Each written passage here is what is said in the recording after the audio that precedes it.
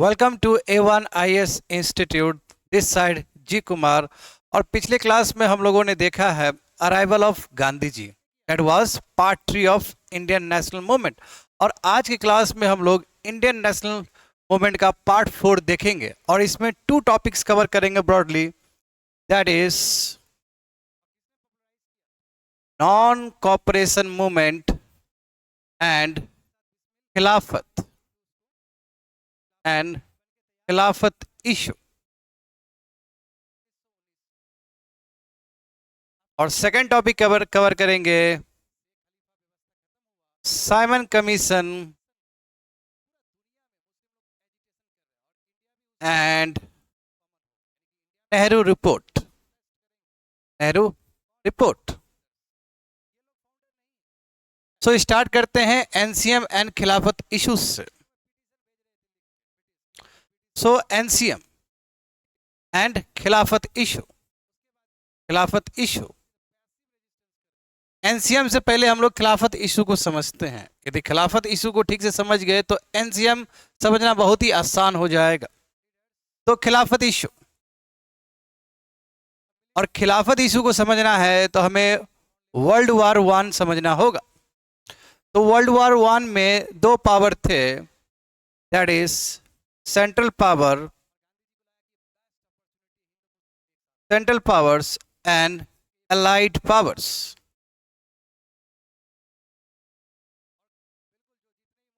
इस पावर में ब्रिटेन था, ब्रिटेन, फ्रांस एंड रसिया। और सेंट्रल पावर के अंदर Germany, Hungary, Austria and Turkey. और ये वर्ल्ड वार कब से कब तक हुआ है? 1914 से लेके 1918 तक हुआ है जी। रिजल्ट क्या होगा, कंसीक्वेंस क्या होगा कि अलाइड पावर सेंट्रल पावर को डिफीट कर देगा, डिफीटेड, यानी कि जो ब्रिटेन पावर है, अलाइड पावर है, वो जीत जाएगा ओवर सेंट्रल पावर और टर्की का हार हो जाएगा। As a result treaty of Versailles होगा, ट्रीटी ऑफ वर्साइल्स होगा कब? 1919 में। और इसके तहत जो टर्की में अभी तक खलीफा व्यवस्था कायम था, कैलिफेट, खलीफा को रिमूव्ड कर दिया जाएगा। और खलीफा केवल एक लैंड ही नहीं है, वो रिलीजियस सेंटिमेंट्स मुस्लिम्स के लिए अक्रॉस द वर्ल्ड। तो जब खलीफा खत्म कर दिया जाएगा तो जितने भी मुस्लिम्स लोग हैं अलग अलग कंट्री में, ये सब आंदोलन करना शुरू कर देंगे, ये सब एजिटेशन करना शुरू कर देंगे। समझ गए? That is the issue of Khalifa. क्यों खलीफा को खत्म कर दिया गया। और जो खलीफा का सेक्रेट कंट्रोल था रिलीजियस प्लेसेस ऑफ मुस्लिम्स, अब वो नहीं रहेगा बिकॉज ऑफ दिस डेवलपमेंट। समझ गए ना? तो यहाँ पे एज ए रिजल्ट क्या होगा, जब खलीफा को खत्म कर दिया जाएगा तो जितने भी मुस्लिम्स कंट्रीज है अक्रॉस द वर्ल्ड, सब लोग धरने पे बैठ जाएंगे, सभी लोग एजिटेशन करेंगे और इंडिया भी उसमें शामिल होगा।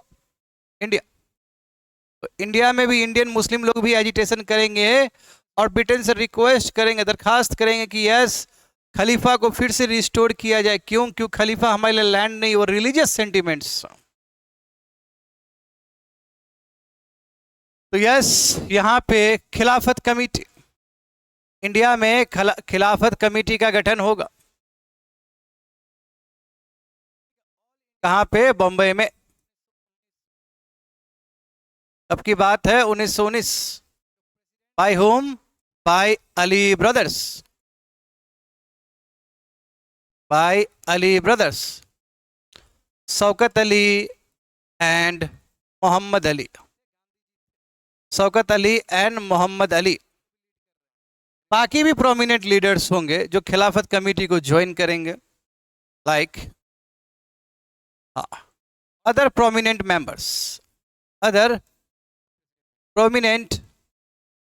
members like Hakim Ajmal Khan, Maulana Abul Kalam Azad, Maulana Abul Kalam Azad, and very very important person that is Hasrat Mohani. हसरत मोहानी ने ही इनकलाब जिंदाबाद लिखा था, इनकलाब जिंदाबाद। और इनकलाब जिंदाबाद को किसी ने पॉपुलराइज किया है तो वो है भगत सिंह। समझ गए? ये सभी मेंबर्स इसके हिस्से होंगे, बट खिलाफत कमेटी का जो फाउंडर होंगे वो कौन होंगे? Ali brothers, that is Shaukat Ali and Mohammad Ali. तो ये लोग कोशिश करेंगे, इन लोगों का जो अप्रोच होगा स्टार्टिंग में, इनिशियली जो अप्रोच होगा बहुत ही नर्म अप्रोच रहेगा ब्रिटिश को लेके। पिटिशंस प्रेयर करना कि तुम मान जाओ यार, खलीफा को फिर से रिस्टोर कर दो, क्यों? खलीफा हमारे लिए रिलीजियस सेंटिमेंट्स का काम कर रहा है, वो हमारे लिए रिलीजियसली जुड़ा हुआ है, बट ब्रिटिश नहीं मानता है। ब्रिटिश नहीं मानेगा तो जाहिर सी बात है खिलाफत कमेटी का भी जो तौर तरीका वो चेंज होगा, और ये लोग कहेंगे कि अब ब्रिटिश का जितना भी गुड्स है पूरा इंडिया में उसको बॉयकॉट किया जाए। समझ गए? उसी सिलसिले में उसी सिलसिले में ऑल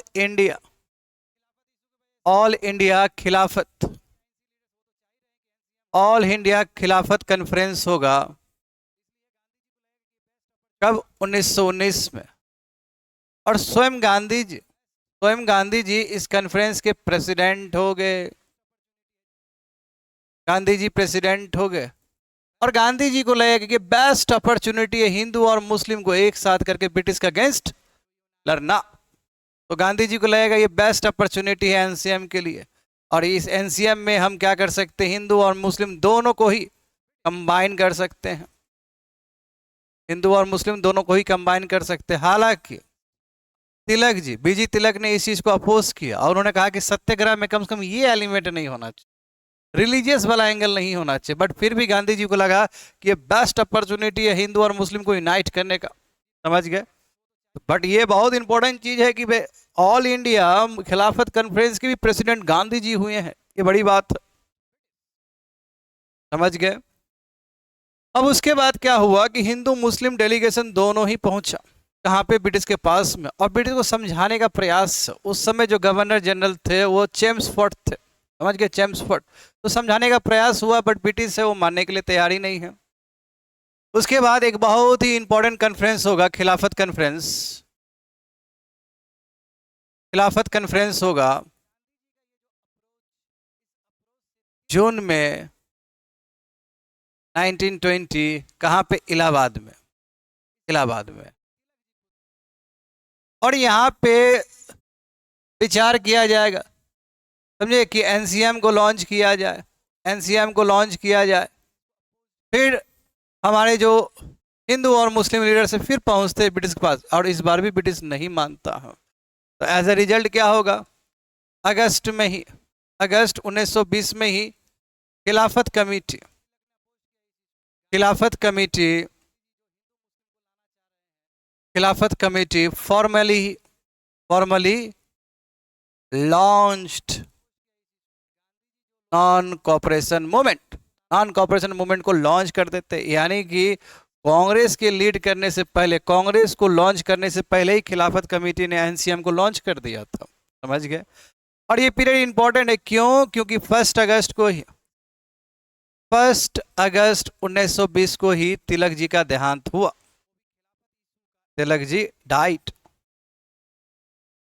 इसलिए हम कह सकते हैं कि तिलक जी के देहांत के बाद एनसीएम रियल रूप से, सही तरीके से ग्राउंड लेवल पे गया है। समझ गए? यानी कि तिलक जी के डेथ के बाद ही एनसीएम स्टार्ट हुआ।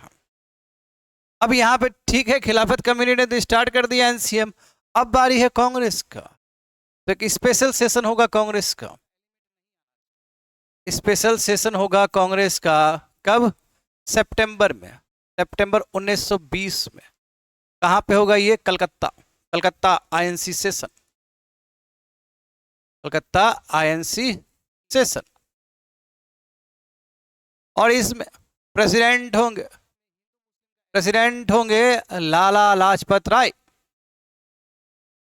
लाला लाजपत राय। और बिल्कुल यहाँ अप्रूव्ड किया जाएगा कि एनसीएम को लॉन्च किया जाए। और स्वराज के बारे में भी बात होगा जी, वी रिक्वायर्ड स्वराज। तो यहाँ से पूरी तरीके से ओके कर दिया गया कि अब क्या होगा, कलकत्ता अब क्या होगा, एनसीएम लॉन्च किया जाएगा। और गांधी जी ने कहा था यदि एनसीएम ठीक से लॉन्च हो जाए तो हमें 1 साल के अंदर ही स्वराज मिल सकता है। समझ गए? तो ये हो गया। उसके बाद एनुअल सेशन देखेंगे। Annual session of INC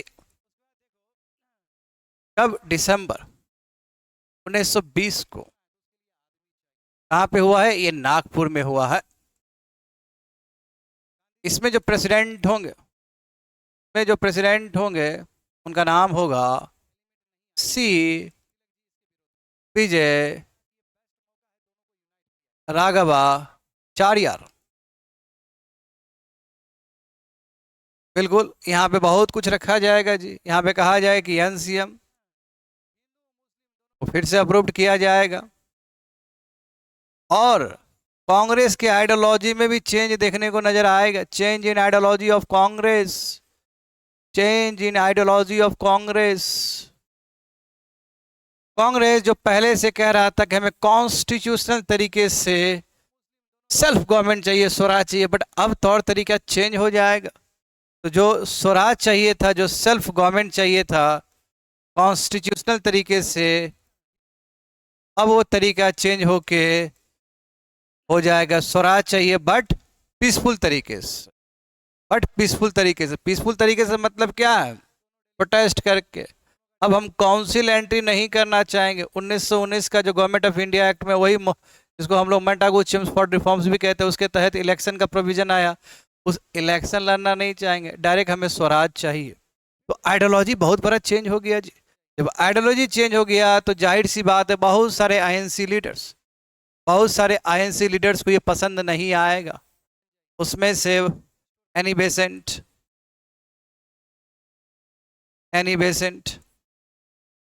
correct, Mohammad Ali Jinnah और एसएन बनर्जी ये कांग्रेस को छोड़ देंगे, कांग्रेस को लेफ्ट कर देंगे। और इनफैक्ट एसएन बनर्जी ने तो अपना ही एक लिबरेशन फ्रंट बना लिया था और उन्होंने वेलकम किया था 1919 का मंटागू चेम्सफोर्ड रिफॉर्म्स को कि काउंसिल एंट्री बहुत सही तरीका है। बट नो, गांधी जी कहेंगे कि नो, स्वराज चाहिए पीसफुल तरीके से, लेजिटिमेट तरीके से। समझ गए ना? तो ये बहुत बड़ा परिवर्तन है कांग्रेस के आइडियोलॉजी के अंदर। उसके बाद क्या हुआ? उसके बाद गांधी जी और अली ब्रदर्स दोनों गए हैं नेशन टूर पे, लोगों को समझाने के लिए किस तरह करना है। तो यहाँ हमें समझना होगा प्रोग्राम्स ऑफ एनसीएम में क्या क्या प्रोग्राम्स होंगे। Programmes of NCM: boycott of British schools, colleges and law courts. यानी कि ब्रिटिश का बनाया हुआ जितना भी व्यवस्था है, सब व्यवस्था को बॉयकॉट करो। ये पैसिव रेजिस्टेंस का एग्जाम्पल है। तो बॉयकॉट करके क्या करना है? अपना ही इंट्रोडक्शन ऑफ नेशनल स्कूल बनाना है, नेशनल कॉलेज बनाना है।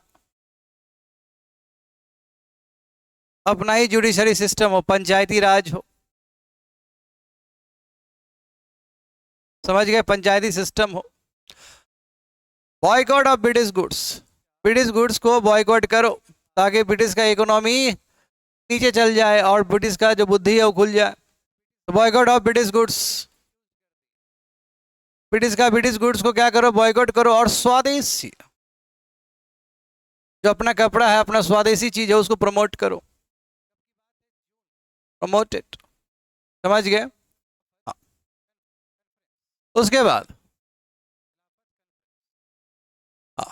चरखा और खादी को प्रमोट किया जाए, टू बी प्रमोटेड। अपना पंचायती राज व्यवस्था हो। तो ये सभी एग्जाम्पल्स। हाँ, और इसमें एक बहुत इंपॉर्टेंट डेवलपमेंट हुआ, डेट इज फॉर्मेशन ऑफ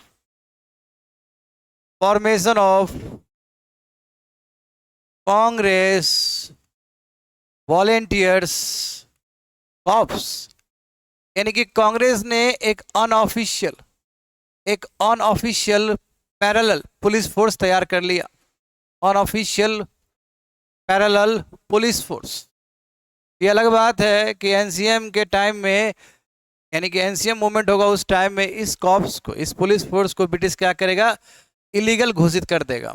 समझ गए? तो ये सभी इंपॉर्टेंट डेवलपमेंट है। और हाँ, ये जरूर हम कहना चाहेंगे कि दिसंबर 1920 में जो सेशन हुआ उसमें उसमें और भी बहुत सारे मांग रखे गए थे। जैसे एग्जाम्पल, एक तो आइडियोलॉजी चेंज हुआ, करेक्ट, यानी कि मैं इसका बात कर रहा हूँ। हाँ, एक तो आइडियोलॉजी चेंज हुआ, एनसीएम को अप्रूव किया गया, और साथ साथ इसमें और भी कुछ कुछ इंपॉर्टेंट चीज हुआ है कि जो रॉलेट एक्ट है उसको हटाया जाए, रॉलेट एक्ट को खत्म किया जाए। इसकी वजह से रॉलेट सत्याग्रह हुआ, रॉलेट सत्याग्रह की वजह से जलियांवाला मासाकार हुआ, करेक्ट। और जो पंजाब, वही जलियांवाला मासाकार जो हुआ है उसके लिए जस्टिस मिलना चाहिए, यानी कि पंजाब रॉन्ग के लिए जस्टिस मिलना चाहिए। और जो खिलाफत, जो रॉन्ग डूइंग है, खिलाफत रॉन्ग डूइंग को भी जस्टिस मिलना चाहिए। समझ गए? तो ये सभी भी डेवलपमेंट हुआ था during the time of December 1920 INC session. समझ गए? और कहाँ पे हुआ था ये? नागपुर में हुआ था। सो अब देखते हैं ब्रिटिश का रिस्पॉन्स। तो ब्रिटिश ने पूरी तरीके से सप्रेस, ब्रूचुअली, गंदे तरीके से इसको सप्रेस किया है। और ये जो कांग्रेस वॉलेंटियर कॉर्प्स है इसको इलीगल घोषित कर दिया है ब्रिटिश ने। And most of the important leaders were arrested. बहुत सारे इंपॉर्टेंट जो लीडर्स थे वो सब अरेस्ट हो गए थे। एग्जाम्पल, सीआर दास अरेस्ट हो गए थे जी। समझ गए? हाँ, बट गांधी जी नहीं हुए थे, एक्सेप्ट गांधी जी बाद में अरेस्ट होंगे। तो गांधी जी को अभी अरेस्ट नहीं किया गया था। जाहिर सी बात है, गांधी जी को यदि अरेस्ट किया जाएगा तो मूवमेंट और बड़ा हो जाएगा। समझ गए? हाँ। Next, that is December 1921 session. ये हुआ था अहमदाबाद में। अहमदाबाद में आईएनसी का सेशन हुआ था। अहमदाबाद में आईएनसी का सेशन हुआ और इसमें जो प्रेसिडेंट थे उनका नाम था हकीम अजमल खान। बिल्कुल, इस सेशन में यही बात निकल के आया कि गांधी जी सोल अथॉरिटी है। गांधी जी विल डिसाइड कि मूवमेंट का क्या करना है, मूवमेंट को किस गति में ले जाना है। Sole authority of the movement. As a result, Gandhi ji ने 1 फरवरी 1922 को ब्रिटिश को चेतावनी दिया कि मान जाओ, स्वराज दे दो, अदरवाइज इससे बड़ा भी मूवमेंट करेंगे, इससे बड़ा मूवमेंट कर लेंगे, सीडीएम कर लेंगे। तो गांधी जी 1 फरवरी 1922 बडोली से, यानी गुजरात से, इन्होंने ब्रिटिश को धमकी दिया, threaten British to launch civil disobedience mass movement. But दुर्भाग्य की बात है कि 5 फरवरी को गोरखपुर में चौरी चौरा इंसिडेंट हो गया।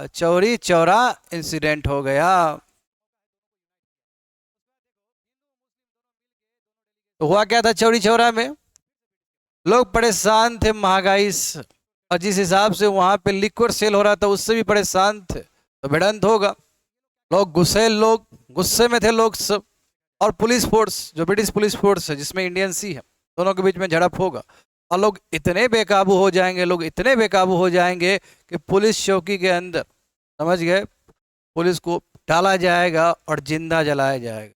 इसमें 22 पुलिसमैन, 22 पुलिसमैन, 1 डाइट। ये बहुत बड़ा इंसिडेंट हुआ जी, इसलिए गांधी जी को आनन फानन में तेजी से इसको बंद करना पड़ा, चौरी चौरा इंसिडेंट के वजह से। तो गांधी जी को लगा कि अभी भी हमारे जो सत्याग्रही लोग हैं अभी भी सत्याग्रह के बारे में नहीं समझ पाए हैं। यदि इस तरह का वॉयलेंट होगा तो फिर क्या मतलब बनता है मूवमेंट का। ब्रिटिश आराम से ऐसे मूवमेंट को दबा सकता है लॉ एंड ऑर्डर का टर्म्स देख के। तो इसलिए चौरी चौरा इंसिडेंट के बाद गांधी जी ने क्या किया, इमीडिएटली ड्रॉप्ड कर दिया, ड्रॉप्ड एनसीएम, और गांधी जी लग गए कंस्ट्रक्टिव वर्क के ऊपर। कंस्ट्रक्टिव वर्क, खादी चलाना है, महिलाओं का उत्थान करना है, हरिजन का उत्थान करना है, अनटचेबिलिटी को खत्म करना है, तो ऐसे कंस्ट्रक्टिव वर्क में चले गए गांधी जी। बट गांधी जी को भी मार्च 1922 में गांधी जी को भी अरेस्ट कर लिया गया। He got arrested. तो जाहिर सी बात है जो सबसे बड़े लीडर है वो जेल में बैठे हुए हैं। तो आईएनसी के अंदर भी एक डिवीजन देखने को मिलेगा। यहां से डिवीजन हुआ pro changers and no changers. Pro changers चाहते हैं कि अब तरीका चेंज होना चाहिए, अब हमें काउंसिल एंट्री करना चाहिए, यानी कि इलेक्शन लड़ना चाहिए जी, काउंसिल एंट्री करना चाहिए, इलेक्शन लड़ना चाहिए। ऐसे भी 1919 के एक्ट में इलेक्शन का प्रोविजन ब्रिटिश ने दे दिया है। तो इलेक्शन लड़ा जाए और अंदर में ब्रिटिश के व्यवस्था में ही जाके ब्रिटिश को विरोध किया जाए। तो ये प्रो चेंजर्स है। बट जो नो चेंजर्स है वो अभी भी गांधी जी को ही बिलीव करते हैं, गांधी जी के ऊपर ही बिलीव करते हैं, ठीक है। और इनका मानना है कि यस, गांधी जी जो कह रहे हैं कि कंस्ट्रक्टिव वर्क करना चाहिए तो उसी में शामिल रहता है। कंस्ट्रक्टिव वर्क ही बेटर है। क्यों? क्योंकि गांधी जी का मानना यह था कि मूवमेंट कभी भी लंबा टाइम के लिए सस्टेन नहीं हो सकता है, लोग थक जाते हैं। 1 साल 1.5 साल कर लो, उसके बाद फिर कंस्ट्रक्टिव वर्क हुआ, लोग फिर अवेयर हुए, फिर मूवमेंट। तो गांधी जी स्ट्रगल ट्रूथ में बिलीव करते थे, समझ गए। प्रो चेंजर्स में लाइक CR दास, चितरंजन दास, जो उस समय जेल में थे। एक्चुअल में देखा जाए, जरूर मैं ये बताना चाहता हूँ, हकीम अजमल खान 1921 के सेशन में प्रेसिडेंट बने।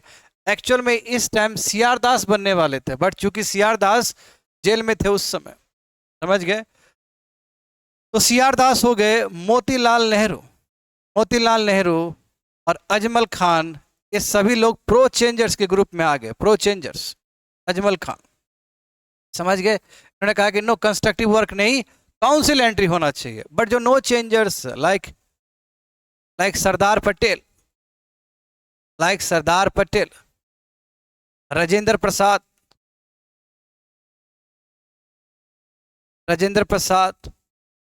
समझ गए, लाइक सरदार पटेल, राजेंद्र प्रसाद, सी राजा गोपालाचारी,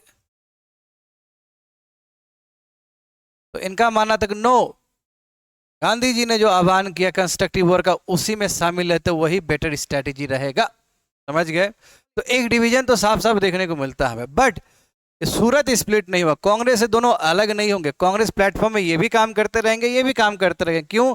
क्योंकि इन लोगों को बहुत बुरा एक्सपीरियंस हुआ था सूरत स्प्लिट में 1907 में। तो सूरत स्प्लिट को फिर से रिपीट नहीं करना चाहेंगे ये लोग।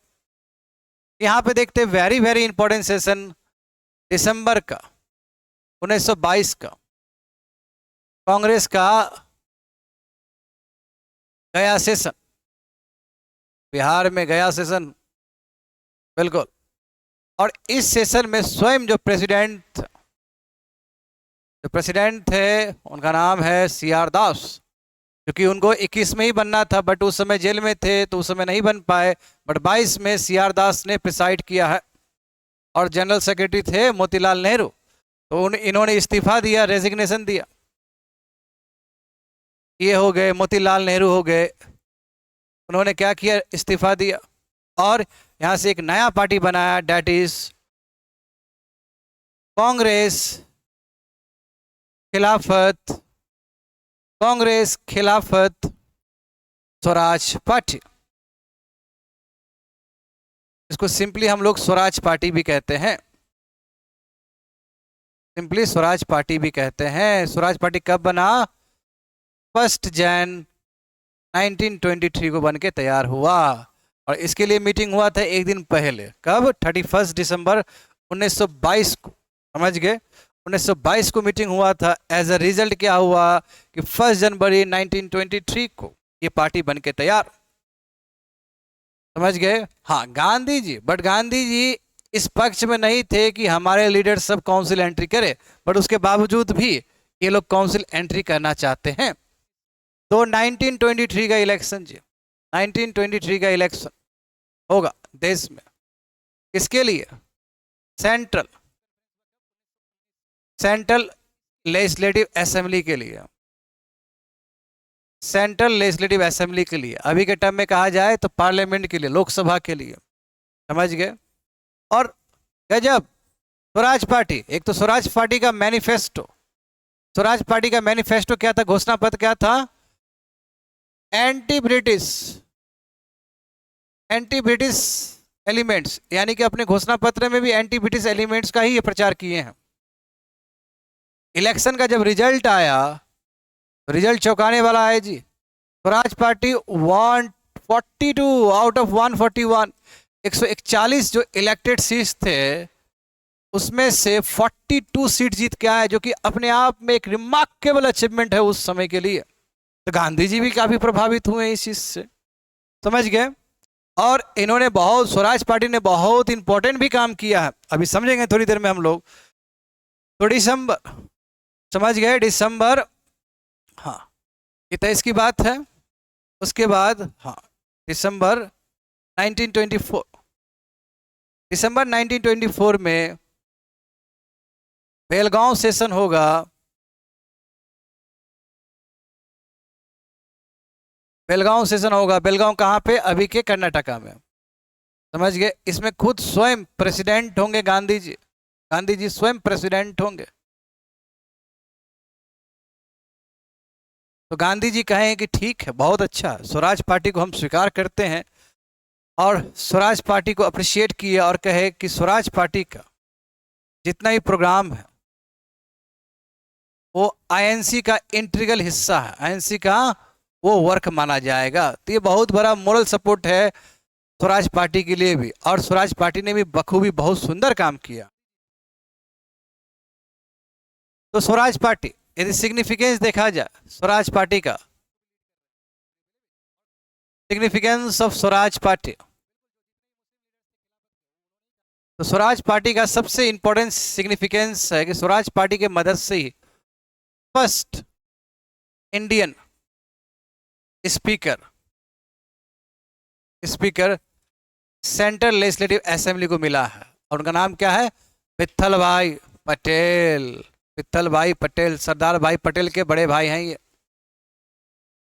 और इनका टेन्योर था 1925 से लेके 1930 तक। उस समय स्पीकर को प्रेसिडेंट कहा जाता था, उस समय स्पीकर को प्रेसिडेंट कहा जाता था। समझ गए? ये होगा सबसे बड़ा सिग्निफिकेंस। स्वराज पार्टी के प्रेशर के वजह से ली कमीशन बना था जी, ली कमीशन बना था, Lee commission related to civil service.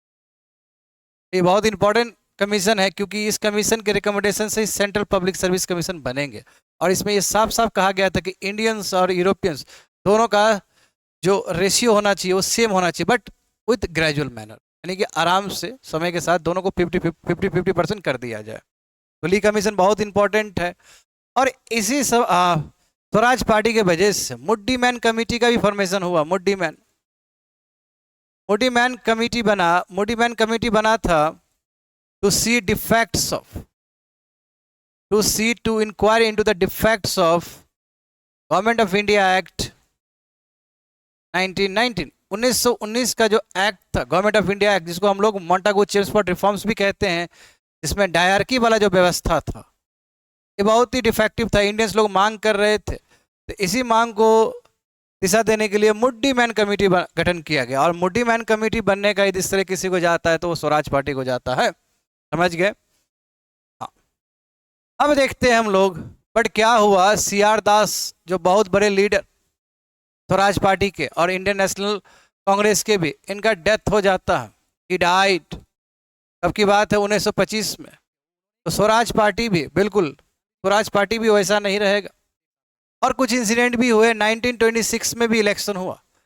जब 1926 में इलेक्शन हुआ सेंट्रल लेजिस्लेटिव असेंबली के लिए, तो स्वराज पार्टी का परफॉर्मेंस उतना अच्छा नहीं था जी। बहुत सारा सीट जो स्वराज पार्टी का जो पहले जीत के आया था 1923 में, वो इंडिपेंडेंट कैंडिडेट्स ने जीत लिया। परफॉर्मेंस नॉट वेल, समझ गए, परफॉर्मेंस नॉट वेल। इसलिए स्वराज पार्टी भी दो भाग में डिवाइड हो गया। स्वराज पार्टी भी दो भाग में डिवाइड हो गया, रेस्पॉन्सिबिलिस्ट एंड नॉन रेस्पॉन्सिबिलिस्ट।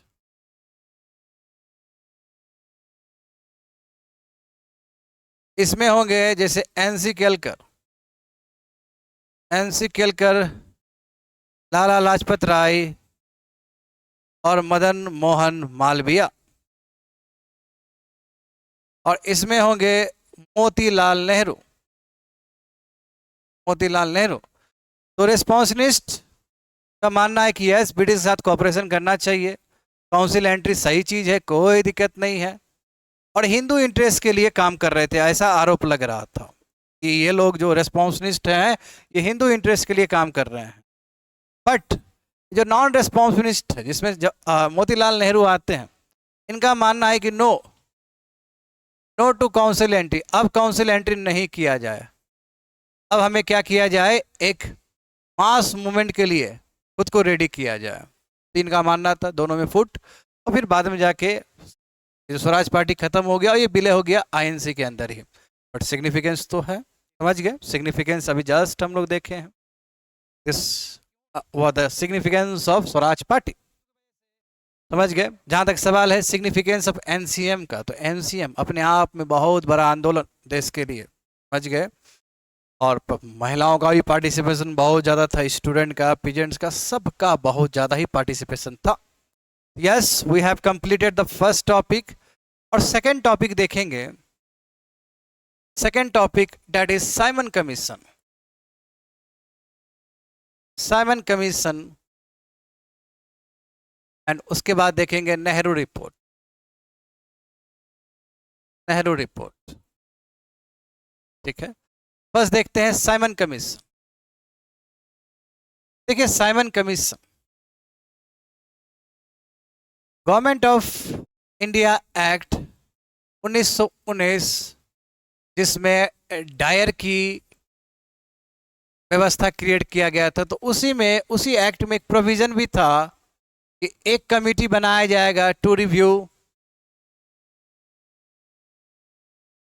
एक कमेटी बनाया जाएगा 10 इयर्स में, कितना, 10 साल में, to review the working of, to review the working of 1919 act, government of India act या मोंटागू चेंज फॉर रिफॉर्म्स जो भी आया, उसको देखने के लिए 10 साल के अंदर या 10 साल में एक कमीशन बनाया जाएगा। बट देखिए हुआ क्या कि ब्रिटेन में उस समय जो सत्ता पे थे वो कंजर्वेटिव पार्टी के थे, ठीक है। तो स्टैनले प्राइम मिनिस्टर थे उस समय। तो स्टैनले को लगा कि अब हमारा प्राइम मिनिस्टरशिप नहीं रहेगा, यानी कि आने वाले 1929 के चुनाव में दूसरे पार्टी जीत सकते, लेबर पार्टी जीत सकते, और ऐसा हुआ भी। इसलिए 1929 में ना करके साइमन कमीशन का गठन 1927 में किया गया, अर्लियर किया गया है, इसी रीजन से, समझ गए। हाँ, नवंबर कब किया गया, नवंबर 1927 को। और इस कमीशन का नाम है इंडियन, इंडियन स्टैट्यूटरी कमीशन। और दुर्भाग्य की बात है, इसमें सभी 7 मेंबर जो थे सभी ब्रिटिश थे, सभी इंग्लिश थे, नो इंडियन। इसमें कोई इंडियन थे ही नहीं, नो इंडियन। इसलिए तो बहुत प्रोटेस्ट हुआ भारत में, कोई इंडियन नहीं थे इसमें, समझ गए। और इसको जो लीड कर रहे थे, जो चेयरमैन थे, lead by Simon, sir John Simon, Simon. इसलिए इस कमीशन को साइमन कमीशन कहा जाता है, समझ गए। हाँ, इंडिया में इंडिया में कब पहुंचा? इंडिया में पहुंचा 3 फरवरी 1928 को। जब इंडिया में पहुंचेगा तो लोग सब साइमन गो बैक का नारा लगाएंगे, समझ गए? बहुत प्रोटेस्ट होगा भारत में। तो ये रहा development. Government of India act को देखने के लिए बना था ये नवंबर 1927 में, जो कि 29 से पहले ही बन गया। बना क्यों? क्योंकि पॉलिटिकल रीजन के वजह से।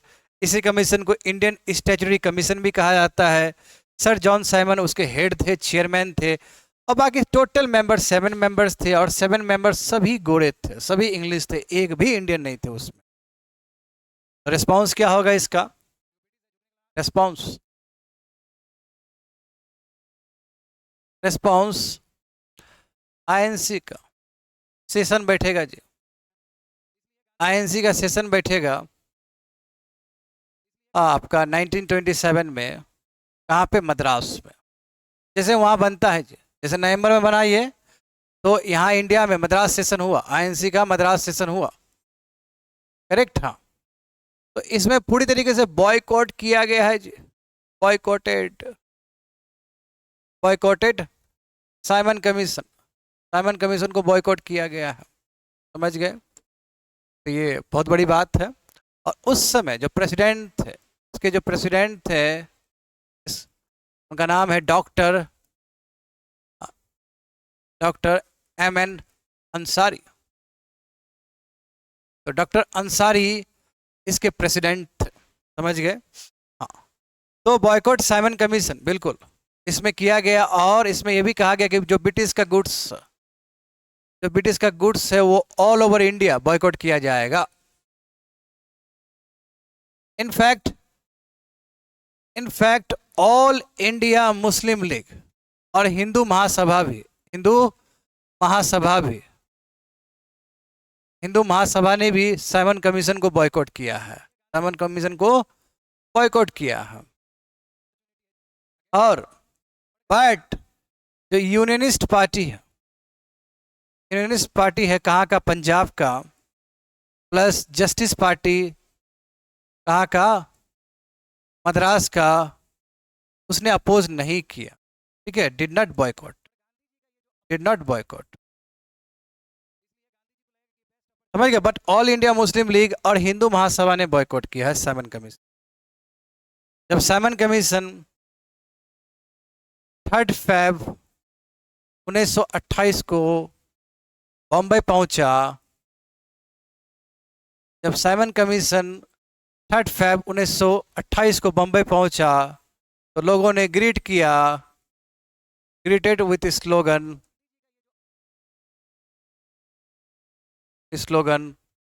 Simon go back, Simon go back.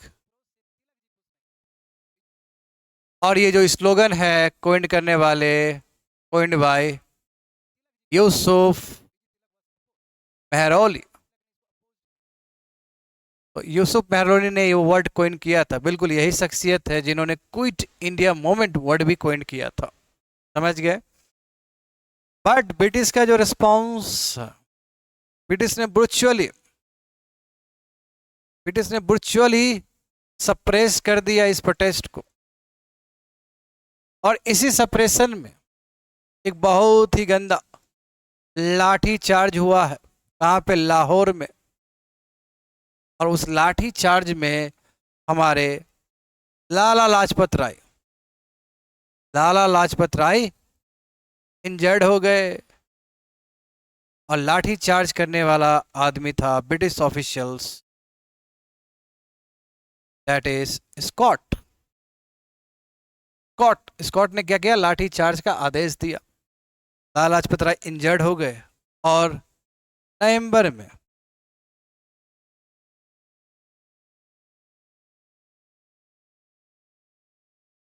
नवंबर 1928 में इनका लाला लाजपत राय का देहांत हो गया। जब देहांत हो गया, जब निधन हो गया, तो जाहिर सी बात है भगत सिंह और Hindustan Hindustan socialist Republic party, जिसमें और भी लोग हैं, राजगुरु, सुखदेव, ऐसे लोग को गुस्सा आएगा और बोलेंगे कि यस, एवेंज लेना है, बदला लेना है, और यही बदला लेने के चक्कर में गलती से स्कॉट को ना मार के जेपी सॉन्डर्स को मार देंगे। जेपी सॉन्डर्स का असैसिनेशन हो जाएगा। जेपी सॉन्डर्स असैसिनेशन कंस्पिरेसी उसमें शामिल हो जाएगा, और इसी कंस्पिरेसी की वजह से तीनों शख्सियत को, भगत सिंह को, राजगुरु और सुखदेव को 23 मार्च 1931 को फांसी दिया। समझ गए? ये साइमन कमीशन किस हिसाब से भगत सिंह का एग्जीक्यूशन से रिलेटेड है, ये हमें समझना होगा। यस, अब देखते हैं साइमन कमीशन। साइमन कमीशन का रिपोर्ट बन के तैयार हुआ कब? 1930 में, मई 1930 में। और इसमें कुछ कुछ रिकमेंडेशन थे, जैसे प्रोविंशियल ऑटोनॉमी होना चाहिए। प्रोविंशियल ऑटोनॉमी होना चाहिए, यानी कि डायरकी खत्म होना चाहिए, डायरकी खत्म होना चाहिए। समझ गए? और इसमें यह भी बात था कि यस, कम्युनल जो इलेक्टोरेट था, जो पूरी तरीके से जिन्ना लगा हुआ है कि कम्युनल इलेक्टोरेट होना ही चाहिए, तो कम्युनल इलेक्टेड को साइमन कमीशन ने कहा कि रखो, कोई दिक्कत नहीं है। यूनिवर्सल एडल्ट फ्रेंचाइजी ने कहा कि नो, अभी पूरा नहीं हो, सभी लोग के लिए वोट देने का अधिकार नहीं होना चाहिए। बर्मा को सेपरेट किया जाए इंडिया से, बर्मा को सेपरेट किया जाए इंडिया से। समझ गए? फेडरल स्ट्रक्चर होना चाहिए, भारत का व्यवस्था फेडरल स्ट्रक्चर होना चाहिए। तो ऐसे बहुत सारे प्रोविजंस साइमन कमीशन की रिपोर्ट में ये प्रोविजंस आगे जाएगा जी। और गवर्नमेंट ऑफ इंडिया एक्ट में, 1935 का गवर्नमेंट ऑफ इंडिया एक्ट में भी एक बहुत ही इंपॉर्टेंट रोल प्ले करने वाला है रिकमेंडेशन ऑफ साइमन कमीशन। समझ गए? हाँ, जब ये बात हो रहा था तो उस समय, यानी कि जब साइमन कमीशन का गठन हुआ नवंबर 1927 में, और भारत में 3 फरवरी 1928 को आया है, तो इस बीच में जो एसओएस थे, सेक्रेटरी ऑफ एसओएस जो थे, सेक्रेटरी ऑफ स्टेट, इनका नाम था बिरकनहेड। तो बिरकनहेड ने चैलेंज किया इंडियंस को कि तुम लोग ये जो प्रोटेस्ट कर रहे हो या प्रोटेस्ट करने जा रहे हो, जिसमें इंडियंस नहीं है, अरे तुम लोगों के पास वो कैपेबिलिटी नहीं है, तुम लोग संविधान नहीं बना सकते हो। ये तो बहुत बड़ी बात है कि इस तरह चैलेंज कर देना। और उस समय एक से एक लॉयर्स थे हमारे पास, तेज बहादुर सप्रू थे, मोतीलाल नेहरू थे, बड़े बड़े कद के उस समय लॉयर सब थे। तो बिरकनहेड ने चैलेंज किया, और इस चैलेंज को स्वीकार किया हमारे इंडियन लीडर्स ने, एक्सेप्टेड बाय इंडियन लीडर्स। हमारे इंडियन लीडर्स ने इसको स्वीकार किया। समझ गए? इंडियन लीडर्स ने स्वीकार किया। ऑल इंडिया पार्टी कॉन्फ्रेंस हुआ। ऑल इंडिया पार्टी कॉन्फ्रेंस हुआ कब? फेब 1928 को। साइमन कमीशन भारत में पहुंचने से जस्ट कुछ वक्त पहले हुआ, और एक कमेटी बनाया गया संविधान बनाने के लिए। और उस कमेटी के जो अध्यक्ष होंगे, जो चेयरमैन होंगे, वो स्वयं मोतीलाल नेहरू होंगे, और जो जनरल सेक्रेटरी होंगे वो सुभाष चंद्र बोस होंगे। समझ गए? बिल्कुल, बहुत तेजी से मोतीलाल नेहरू जी ने बहुत तेजी से एक रिपोर्ट बना दिया, that is called Nehru report. तो नेहरू रिपोर्ट बन के तैयार हुआ कब? अगस्त 1928 को। तो हमें समझना होगा कि नेहरू रिपोर्ट के अंदर क्या था। तो नेहरू रिपोर्ट बहुत ही इंपॉर्टेंट चीज है। नेहरू रिपोर्ट 1928 अगस्त 1928 को सबमिट किया गया था। इसके अंदर यूनिवर्सल एडल्ट फ्रेंचाइजी का बात था, बट विथ ग्रेजुअली, एक ही बार नहीं, ग्रेजुअली करना है। इसमें बात था फंडामेंटल राइट्स का, टोटल 19 फंडामेंटल राइट्स का बात था जी इसमें। समझ गए? इसमें यह भी बात था कि रेसिड्यूटिव पावर सेंटर को मिलना चाहिए, प्रोविंस को नहीं। क्योंकि जो यहाँ आप देख सकते हो कि जिन्ना ने भी अपना 14 पॉइंट्स दिया था। तो जिन्ना का 14 पॉइंट्स को पूरी तरीके से कह सकते हैं हम लोग इग्नोर किया गया है नेहरू रिपोर्ट में। क्यों? क्योंकि हिंदू महासभा का भी थोड़ा सा प्रेशर था। तो रेसिड्यूटिव पावर किसको मिलेगा? रेसिड्यूटिव पावर मिलेगा सेंटर को, समझ गए? हाँ, इसमें यह था कि no communal electorates, communal electorates नहीं दिया जाएगा जी, कम्युनल इलेक्ट्रोड्स नहीं दिया जाएगा। सिंध को बॉम्बे से सेपरेट करने का बात था, सिंध को बॉम्बे से सेपरेट करने का बात था नेहरू रिपोर्ट में, और ऐसे बहुत सारे इंपॉर्टेंट प्रोविजंस थे नेहरू रिपोर्ट के अंदर। तो जाहिर सी बात है इसका जो रिएक्शन होगा, सब लोग खुश नहीं होंगे इससे, क्यों? कुछ ना कुछ कमी रहेगा इसमें। तो देखिए, इनफैक्ट जो आईएनसी के जो यंग लीडर्स, जो आईएनसी के यंग लीडर्स है, लाइक सुभाष चंद्र बोस, लाइक जवाहरलाल नेहरू, यानी कि मोतीलाल नेहरू के जो बेटे हैं जवाहरलाल नेहरू और श्रीनिवास अयंगर, ये लोग खुश नहीं होंगे। ये लोग कहें कि अभी डोमिनियन स्टेटस का बात कर रहे हैं, क्यों? तो देखिए, इसमें एक सबसे इंपॉर्टेंट डोमिनियन स्टेटस का ही बात था। डोमिनियन स्टेटस यानी कि डोमिनियन स्टेटस मिलना चाहिए। डोमिनियन मतलब क्या कि ब्रिटिश ही ऊपर रहे और इंडियन रूल करे। जैसे उस समय सेटअप था न्यूजीलैंड और ऑस्ट्रेलिया में, वही सेटअप चाहते थे मोतीलाल नेहरू की रिपोर्ट में, ठीक है। बट ये पसंद नहीं आया। इतना लड़ने के बाद भी डोमिनियन स्टेटस मिले तो फायदा क्या होगा? इसलिए इन्होंने मिलके 30 अगस्त 1928 को इन्होंने अपना एक लीग बनाया, डेट इज कल independence for India league, India league. और इस लीग ने, यानी कि इस लीग ने, जवाहरलाल नेहरू ने बहुत ही इंपॉर्टेंट काम किया है पूर्ण स्वराज को पॉपुलराइज करने में। अब बात होगा पूर्ण स्वराज का। पूर्ण स्वराज को काफी ज्यादा पॉपुलर किया है ये सभी लीडर्स ने, स्पेशली जवाहरलाल नेहरू ने, समझ गए? इसका मतलब ये नहीं कि ये लोग कांग्रेस से छोड़ के चले गए, कांग्रेस में ही शामिल है, बट अलग से एक इन्होंने क्या लीग भी फॉर्म किया है। अब यहाँ पे देखेंगे हम लोग कि बाकी जैसे ऑल इंडिया मुस्लिम लीग ने भी रिजेक्ट कर दिया नेहरू रिपोर्ट।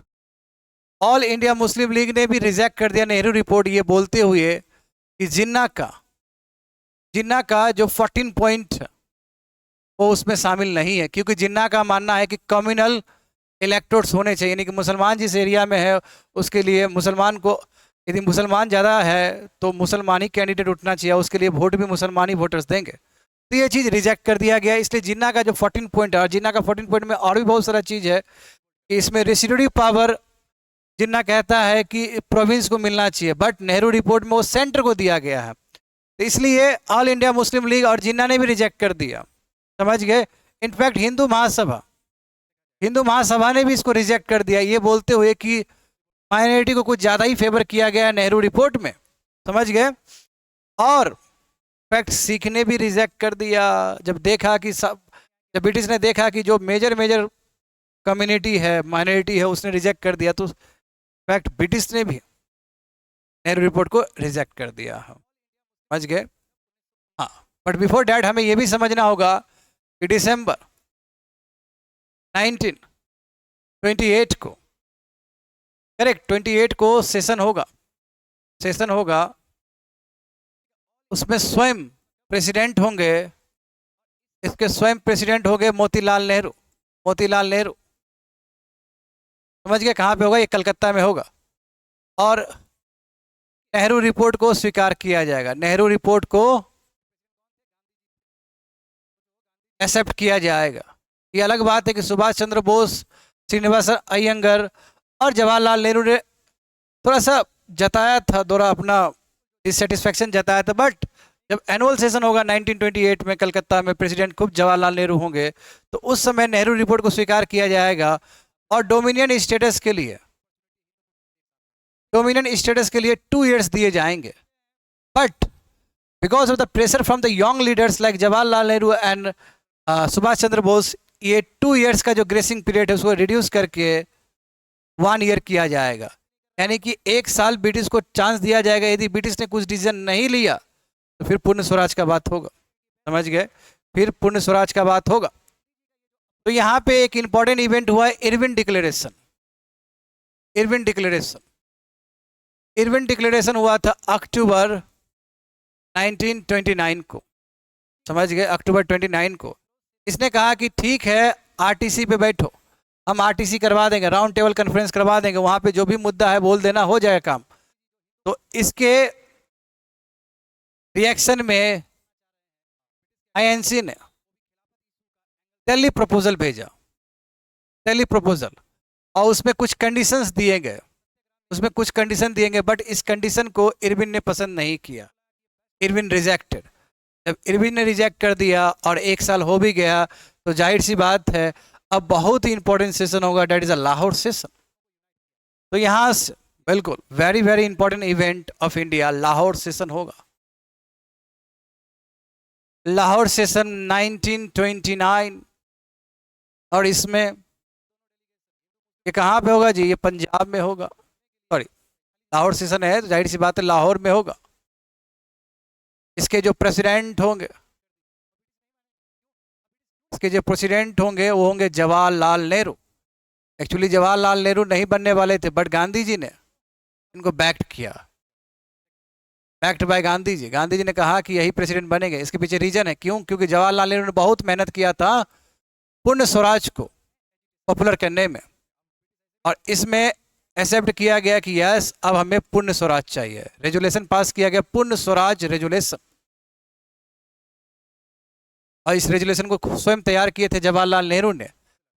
पूर्ण स्वराज प्लेज भी था जी, शपथ दिलाने का, और ये प्लेज तैयार किए थे गांधी जी ने। तो बहुत कुछ इंपॉर्टेंट डेवलपमेंट हुआ इसमें। पूरा लाहौर में ब्यास रिवर के ऊपर, रावी रिवर के ऊपर पूरी तरीके से सेलिब्रेट किया जा रहा है जी। लोग सब हाथ में तिरंगा लेके चल रहे हैं, यस वंदे मातरम गाया जा रहा है, वंदे मातरम, इनकलाब जिंदाबाद, इसका नारा चल रहा है। और वेरी वेरी इंपॉर्टेंट, 26 जनवरी 1930 को, 26 जनवरी 1930 को पूर्ण स्वराज डे, पूर्ण स्वराज डे सेलिब्रेट किया गया। और नेहरू जी ने अनफोल्ड किया फ्लैग को, यानी कि एक फ्लैग को अनफोल्ड किया था, और 26 जनवरी 1930 को पूर्ण स्वराज दिवस के रूप में मनाया गया था। यही कारण है कि 26 जनवरी को ही हमने एज ए रिपब्लिक डे के रूप में चुना है। समझ गए? क्योंकि significance. Yes, I have completed both the topics. कुछ क्वेश्चंस देख लेते हैं अब।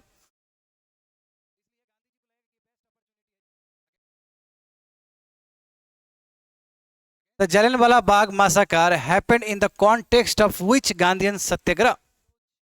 तो कौन सा सत्याग्रह होगा? इसका करेक्ट आंसर होगा Rowlatt Satyagraha. Next question, after which incident did Mahatma Gandhi call the non cooperation movement his Himalayan like mistake? Correct answer क्या होगा? Chauri Chaura incident, Chauri Chaura incident, 5 Feb, correct. हाँ, 5 फेब को हुआ था 1922 को, और गांधी जी ने इसको कहा था कि ये अपने आप में क्या हिमालयन ब्लंडर है, जिसकी वजह से गांधी जी को तुरंत मूवमेंट को, एनसीएम को रोकना पड़ा था। Next question, due to which incident did Gandhi ji withdrawn the non cooperation movement? तो करेक्ट आंसर क्या होगा इसका भी? Chauri Chaura incident. Next question, who was elected as the president of all India Khilafat conference in 1919? तो करेक्ट आंसर क्या होगा इसका? Mahatma Gandhi. Next question, Swaraj party was formed after the failure of which movement? तो करेक्ट आंसर क्या होगा? Non cooperation movement. Next question, Rabindranath Tagore gave up his knighthood because of Jallianwala Bagh tragedy. और इसी tragedy के बाद इनफैक्ट गांधी जी ने भी केसरी हिंद का टाइटल ब्रिटिश को लौटा दिया था।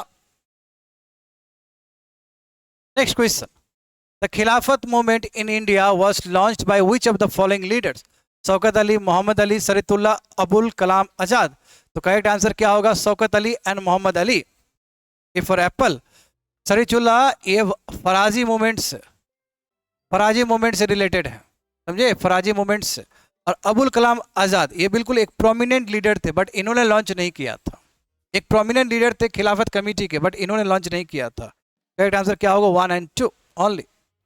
Next question, which of the following was the main objective of Khilafat movement? To rouse anti British feelings among Muslims of India, to reform the Muslim society, to demand separate electorates and preserve the Khilafat, to save the Ottoman Empire and preserve the Khilafat.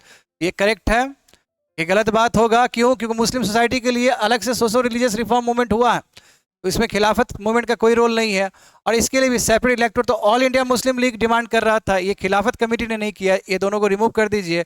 और main reason क्या था? Ottoman empire का वो होना। Right answer क्या होगा? 1 and 4। Next question,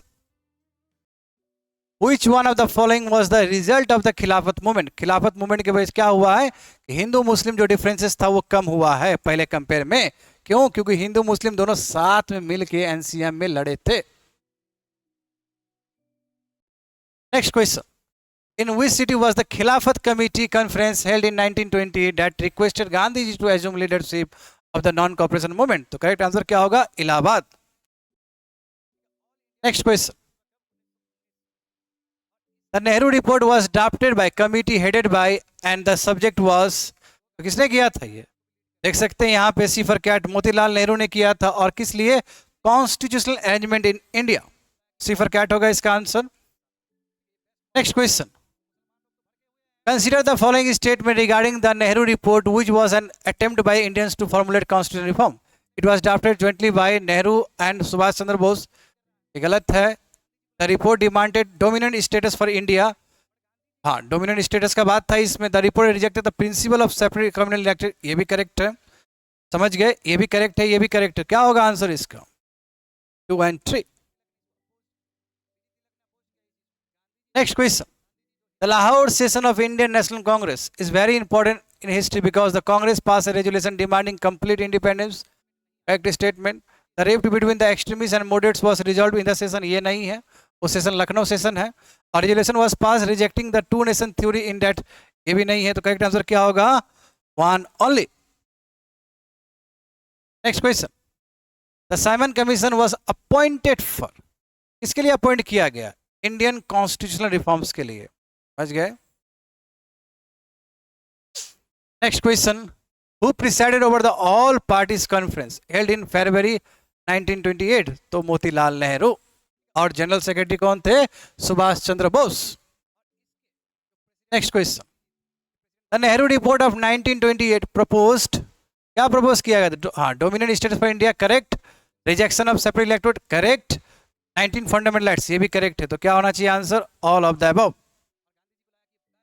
next question, the Lahore session of Indian national Congress is significant because the Congress passed A resolution demanding complete independence, correct. Correct answer क्या होगा? ये, क्योंकि ये तो हुआ नहीं था और ये भी नहीं हुआ, करेक्ट। क्या होगा answer? A for Apple. Next question, which of the following was the key recommendation of Nehru report? Grant of dominant status to India, rejection of separate electorates, and introduction of fundamental rights, and all of the above. क्या होगा? एक question repeat हुआ है, all of the above. Next question, who led drafting of the Nehru report in 1928? जाहिर सी बात है, Motilal Nehru. The last question of today's session. The Simon Commission was strongly opposed by the Muslim League and the Indian National Congress because it contained only British members and no Indians, and there was no Indian member of the Simon Commission. It contained only British members and no Indians. It ignored the demands of Indian leaders and all of the above. तो कह सकते हैं कि क्या हुआ इसमें? There was no, it contained only British members. इसमें कितने खाली British members थे? 7 members British members थे, बाकी कोई Indians नहीं थे। करेक्ट आंसर क्या होगा? A for apple. Yes, I have completed the session. Session कैसा लगा? एनी फीडबैक देना है तो आप कमेंट बॉक्स में दे सकते हैं। Thank you so much.